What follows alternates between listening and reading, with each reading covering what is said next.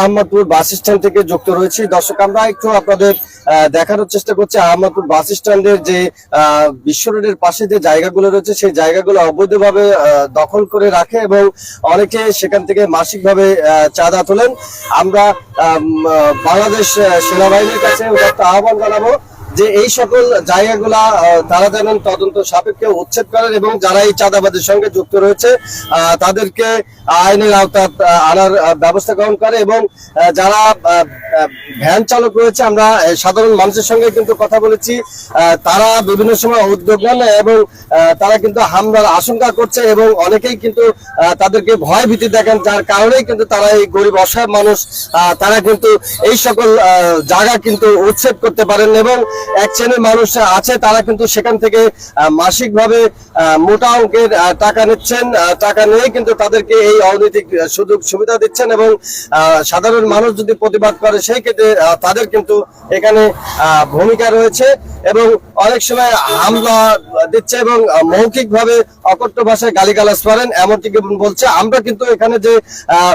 নাটোর যে শ্রমিক সমিতির যে চেন মাস্টার রয়েছে আমরা তার সঙ্গে কথা বলেছি। আপনারা কিন্তু দেখতে পাচ্ছেন যে প্রত্যেকটা ভ্যানে কিন্তু রাস্তায় রাখা হয়েছে এবং এই ভ্যানগুলো রাস্তায় রাখার কারণে কিন্তু দূরপাল্লার যে গাড়িগুলো রয়েছে সেই গাড়িগুলো যাতায়াতে অনেকটাই সমস্যার সৃষ্টি হচ্ছে। পাশাপাশি যাত্রী যারা রয়েছেন সেই যাত্রীগুলো কিন্তু গাড়িতে ওঠার ক্ষেত্রে কিন্তু একটা ঝুঁকিপূর্ণ হচ্ছে। এই ঝুঁকিপূর্ণ হওয়ার কারণে বিভিন্ন সময় আমরা দেখেছি যে ভয়াবহ সড়ক দুর্ঘটনার শিকারে কিন্তু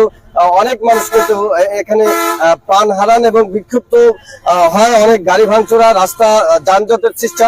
আমরা প্রশাসনের কাছে উদাত্ত আহ্বান জানাবো এবং হাইওয়ে ফাঁড়ি কর্তৃপক্ষের কাছে আমরা উদাত্ত আহ্বান জানাবো তারা তাদের সঠিক দায়িত্ব পালনের মধ্যে দিয়ে যেন আগামীতে এই অবৈধ জায়গাগুলো দখলমুক্ত করে সাধারণ মানুষের চলাচলের সুবিধার্থে তারা যেন অভিযান পরিচালনা করেন এবং পাশাপাশি বড়াই গ্রাম উপজেলা নির্বাহী অফিসার এবং অ্যাসিলেন্ট মহোদয়ের কাছে আমরা আহ্বান জানাবো তারা যেন ভ্রাম্যমাণ অভিযানের মধ্যে দিয়ে যেন এই অবৈধ জায়গাগুলো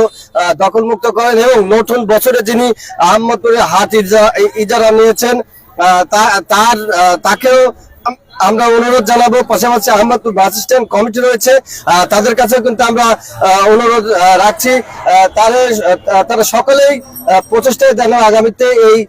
জায়গাগুলো দখলমুক্ত করেন এবং দখলমুক্ত করে জনসাধারণের চলাচলের সুবিধার্থে তারা যেন প্রশাসনকে নিয়েই অভিযান পরিচালনা করে আগামীতে সুন্দর সুশৃঙ্খল এই বাস স্ট্যান্ড যেন মানুষের নিরাপদ আবাসভূমি সেই প্রত্যাশায় আমরা রাখছি। দেশ এবং দেশের বাইরে যারা রয়েছেন আমাদের লাইভের সঙ্গে যুক্ত রয়েছেন এবং পরবর্তীতে যারা আমাদের লাইভটি দেখবেন সকলেই আমাদের লাইভটি শেয়ার এবং কমেন্ট করে বেশি বেশি শেয়ার করে সবাইকে দেখার সুযোগ করে দিবেন।